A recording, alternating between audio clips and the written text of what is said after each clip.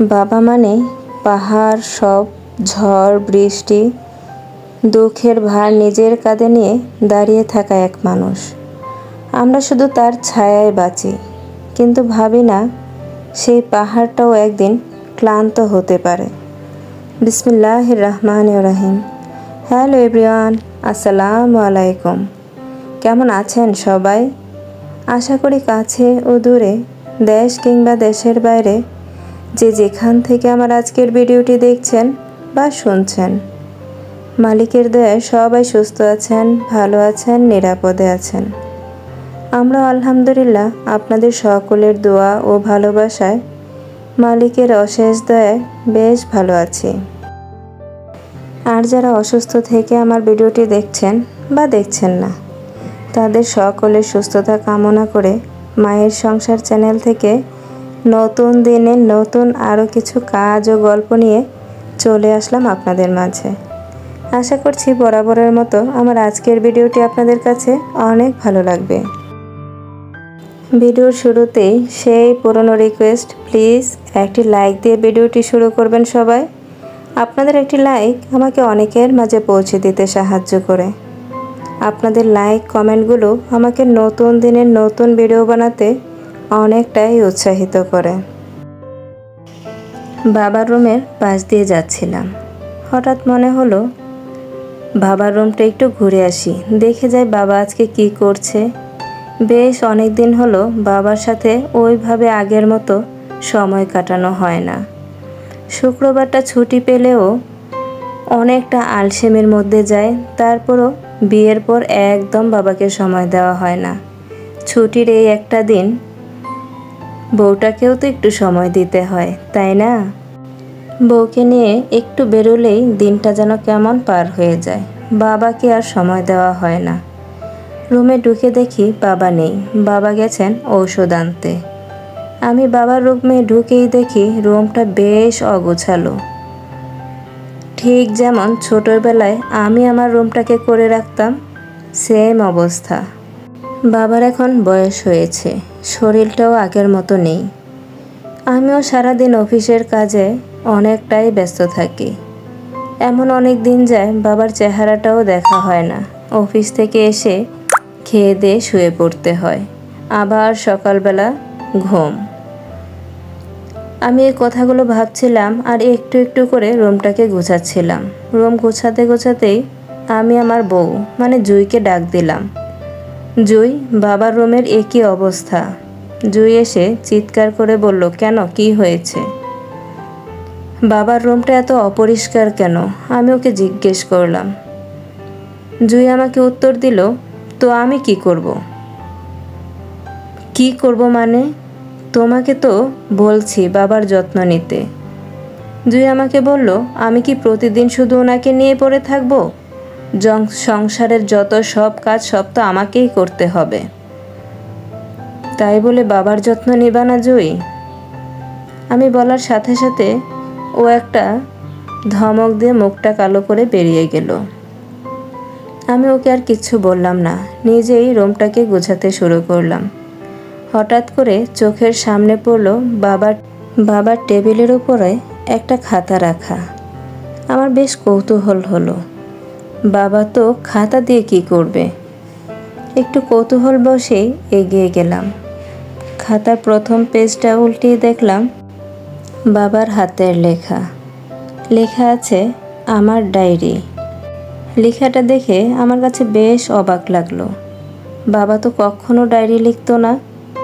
আরেকটা পেজ উল্টালাম, উল্টে দেখি মায়ের একটা ছবি আছে এখানে। নিচে লেখা আছে আমার কলিজা। বাবা মাকে অনেক ভালোবাসতো। মায়ের মৃত্যুর পর বাবা কেমন যেন পাল্টে গেছে। আমার মায়ের যখন মৃত্যু হয় তখন আমি মাত্র ইন্টারে পড়ি। মায়ের মৃত্যুর পর বাবা অনেক ভেঙে পড়েছিল। আমি আর আপুরা মিলে অনেক কষ্টে বাবাকে স্বাভাবিক করেছি। আপুরা বলতে আমার ইরা আপু, হীরা আপু, আমার বড় দুই বোন। 2 বছর হলো আমার দুই বোনেরই বিয়ে হয়ে গেছে। তারপর থেকে সংসারে আমি আর বাবা। জুই আর আমার বিয়ে হয়েছে মাত্র 6 মাস হয়েছে। আমার বাবা রিটায়ার্ড হয়েছে, অনেক বছর হয়ে গেছে চাকরি থেকে। আমি পরের পেজটা উল্টালাম, সেখানে মাকে নিয়ে লেখা অনেক কবিতা আছে। আমি একটু মুচকি হাসলাম। কয়েকটা পেজ উল্টানোর পর লেখা আছে, আজ আমার ছোট্ট ছেলেটা বিয়ে করেছে। না না, সে এখন আর ছোট্ট নেই, বড় হয়ে গেছে। সে এখন চাকরি করে। আমাদের ছোট্ট কাব্য এখন দায়িত্ব নিতে শিখেছে। আজ তার বিয়ে, মেয়ে তার পছন্দের। আমি না দেখেই হ্যাঁ করে দিয়েছি। আমার ছেলে মেয়েদের আশা আমি কখনো অপূরণ রাখি না, তাই তাদের পছন্দ মতো সব করেছি। জুইমা দেখতে খুব মিষ্টি। দোয়া তুমিও করিও, আমিও করি যেন ওরা সুখী হয়। এভাবে কয়েক পেজ পড়লাম, সবগুলোতেই আমাকে নিয়ে লেখা অনেক কথা। পরের পেজ উল্টিয়ে দেখলাম বাবা লিখে রেখেছে, কাব্য এখন খুব ব্যস্ত। নিজের শরীরটাও দিন দিন অবনতি হচ্ছে। কাব্যের সাথে আগের মতো রাতের আকাশ দেখা হয় না। চায়ের দোকানে বসে আর চা খাওয়া, গল্প করা হয় না বাপ বেটাতে মিলে। সারাদিন ঘরে বসে থাকি, খুব বিরক্ত লাগে। তাই বৌমাকে বলেছিলাম একটা ডায়েরি কিনে দিতে, কিন্তু বৌমা আমাকে বলল, বাবা এই বয়সে ডায়েরি দিয়ে কি করবেন? আমি বললাম, কিছু না, একটু লেখালেখি করতাম।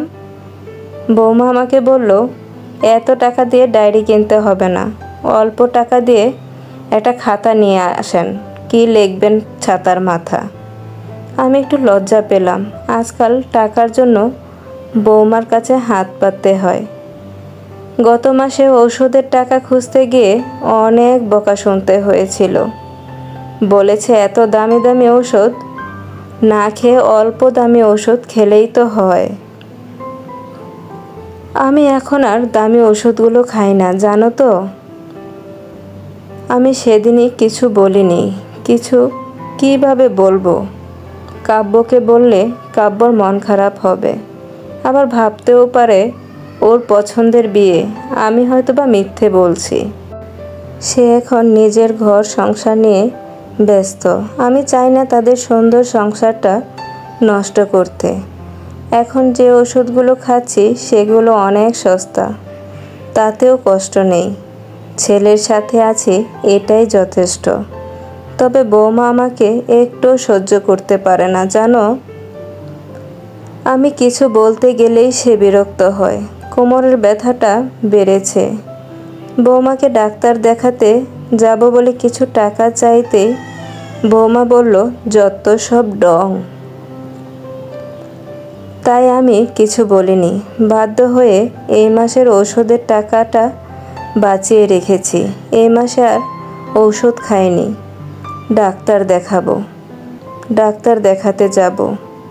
দেখি ডাক্তার কি বলে। এখন মনে হয় মরে গেলেই যেন বেঁচে যাই। কেন যে এত আয়ু নিয়ে পৃথিবীতে আসলাম? এতদিন বাঁচার কি দরকার ছিল? এখন ছেলে মেয়েরা তাদের সংসার নিয়ে ব্যস্ত। আমার তো আর কোনো দরকার নেই। কেন বাঁচিয়ে রেখেছেন উপরওয়ালা?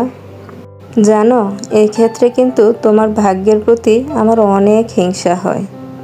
তুমি কি সুন্দর সবার সাথে সময় কাটাতে কাটাতে দুনিয়া থেকে বিদায় নিয়ে নিলে। কত সুন্দর ভাগ্য তোমার। আমি একটা সিদ্ধান্ত নিয়েছি, জানো। কালকে যখন ডাক্তার দেখাতে যাব, তার আগে সব কিছু গুছিয়ে রাখব। ডাক্তার দেখে এসে শেষবারের মতো ছেলের মুখটা দেখব। দেখে এসে পরদিনই চলে যাব বৃদ্ধাশ্রমে। ছেলের মুখটা একবার শেষবারের মতো দেখে যেতে চাই। কথাগুলো আমি আর পড়তে পারছিলাম না। চোখ দিয়ে অনবরত পানি পড়ছিল। যে বাবা আমাকে সামান্য কষ্ট পেতে দিত না কোনো দিন, সেই বাবা আজকে হাজারো কষ্ট বুকে চাপা নিয়ে ঘুরছে। জুই এতটা নীচ, ছি। নিজেকে ওর স্বামী বলতে লজ্জা হচ্ছিল। আমি চুপচাপ রুম থেকে বেরিয়ে আসলাম। কিছুক্ষণ পর বাবা আসলো। ভিডিওর এ পর্যায়ে এসে আমার প্রিয় আপুদের কাছে আবারও অনুরোধ করে নেব, এখনও যারা একটি লাইক দেননি প্লিজ একটি লাইক দিয়ে নেবেন। আপনাদের একটি লাইক আমার জন্য অত্যন্ত গুরুত্বপূর্ণ। ভিডিও রিলেটেড তেমন কিছুই বলা হয়নি। আপনাদের সাথে গল্প করতে করতে আমি আমার রুমগুলোকে গুছিয়ে নিয়েছি, বেডশিটটাও চেঞ্জ করে নিয়েছি।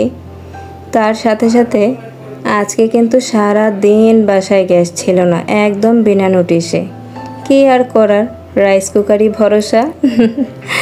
তারপর ছেলেদের জন্য রাইস কুকারে খিচুড়ি রান্না করে নিলাম, সাথে মাংস দিয়ে দিয়েছি, তার জন্য আর কোনো ভেজাল হয়নি। তারপর এই যে কিছু পোলাওর চাল সংরক্ষণ করছি। এখানে আমি পোলার চালের মধ্যে কিছুটা তেজপাতা এবং শুকনো মরিচ দিয়ে দিয়েছি।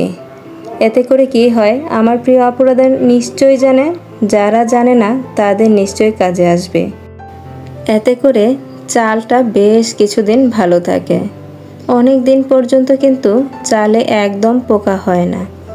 আপনারা চাইলেই কিন্তু এই টিপসটা ফলো করতে পারেন। কি ভাবছেন সবাই, বাবার ছেলের কি হলো একদমই জানালো না আপু, তাই না?